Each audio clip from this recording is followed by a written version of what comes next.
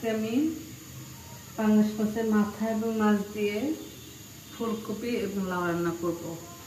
আমরা তো লাউ সাধারণত আলাদা রান্না করি, ডাল দিয়ে খাই, চিংড়ি মাছ দিয়ে খাই বা মাছের মাথা দিয়ে খাই।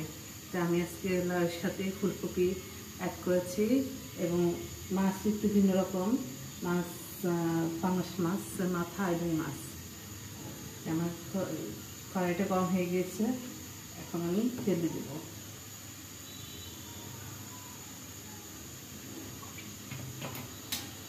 এখানে আমরা দুটো পেঁয়াজ এবং 8-9টি কাঁচামরিচ রেখে দিয়ে দিলাম।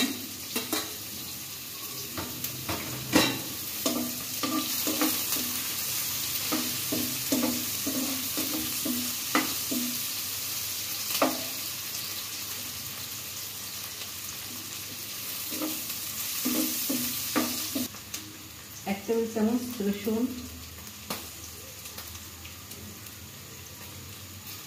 1 টেবিল চামচ আদা বাটা দিয়ে দিলাম।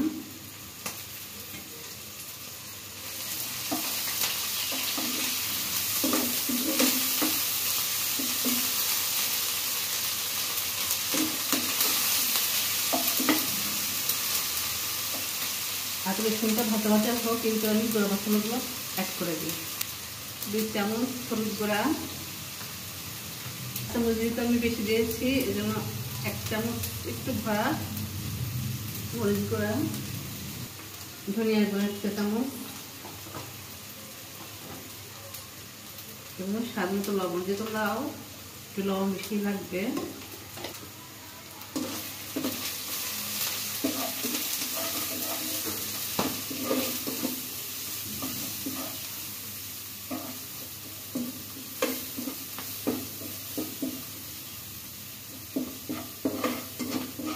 আদা রসুনের সাথে গুঁড়া মশলাটা একটু ভেজে নিলাম। যেহেতু লাউ একটু সাদা সাদা থাকে, এই মশলাটা এখন পানির ছাড়া ভেজে নিলে পারে একটু কালারটা ডিপ হয়, সুন্দর হয়। ফুলকপি এবং লাউ দুটোই একটু সাদা টাইপের। এখন আমি মশলা কষানোর জন্য 1 কাপ পরিমাণ পানি দিয়ে দিলাম।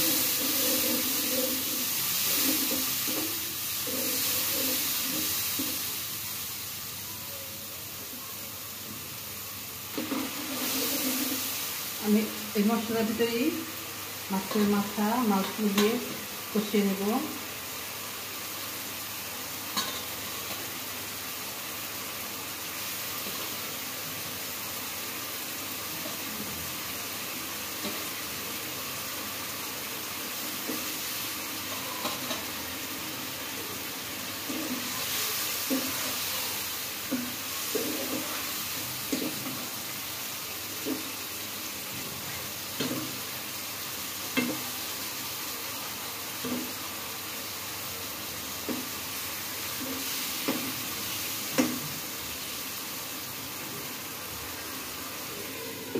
ঢাকনা দিয়ে তো কষিয়ে নেব।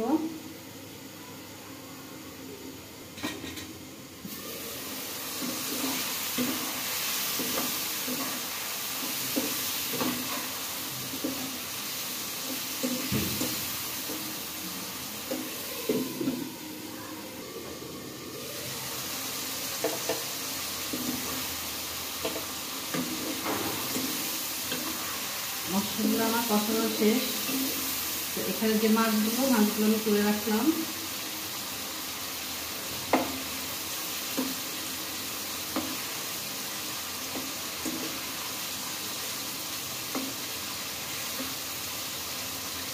মাছগুলো থাকলে গলে যাবে, মাথাগুলো রেখে দিব।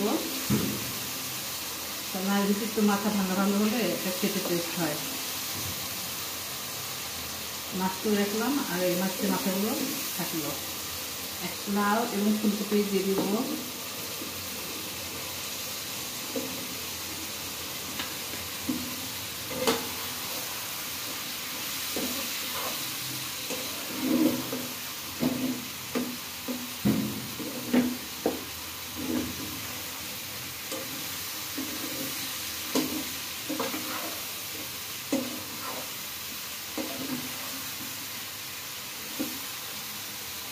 মশলাটা আমি একটু কষে দিলাম।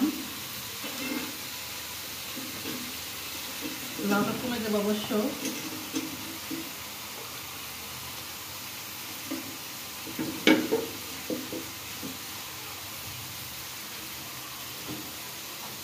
পানি দিয়ে দিব।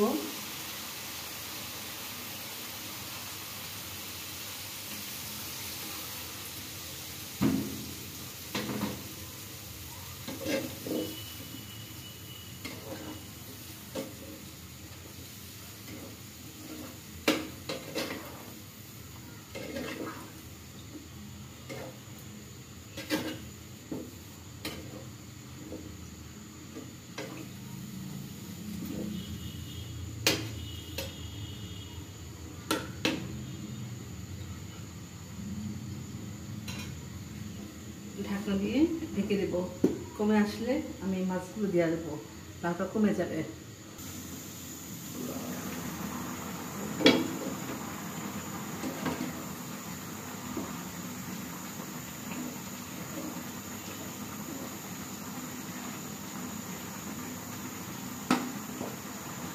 ভাতটা কমে গিয়েছে, এখন আমি এই মাছগুলো দিয়ে দেবো।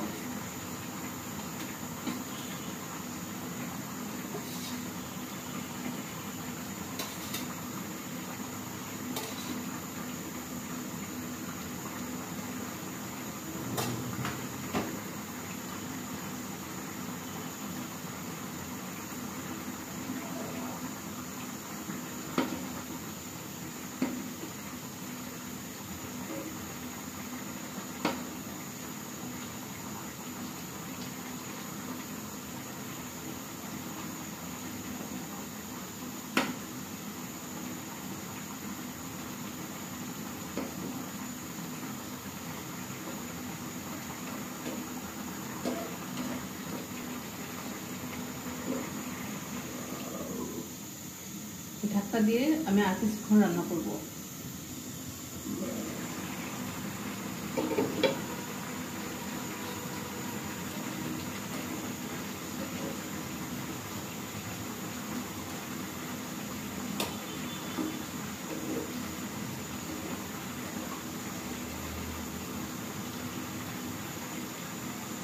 আমার লাউ ফুলকপি সিদ্ধ হয়ে গেছে, ঝোলটা আমি এই পরিমাণে রাখবো। এখন শেষ পর্যায়ে আমি ধনেপাতা কুচি দিয়ে দিলাম।